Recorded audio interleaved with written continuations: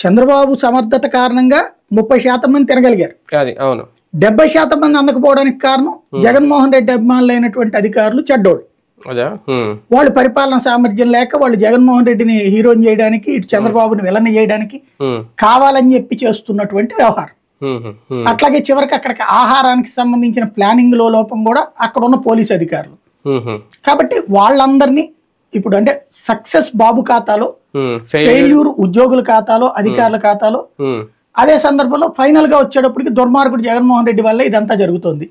రాష్ట్రాన్ని నాశనం చేసేని మళ్ళీ అధికారంలోకి రావడానికి చంద్రబాబుని బదనాం చేయడానికి చూస్తున్నాడు.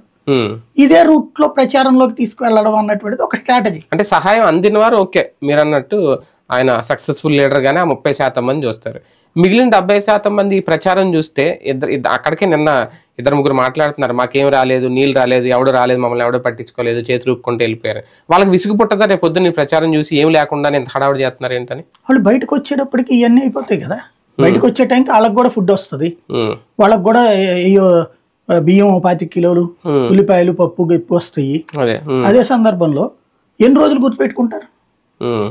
4 రోజులు అంతే కదా.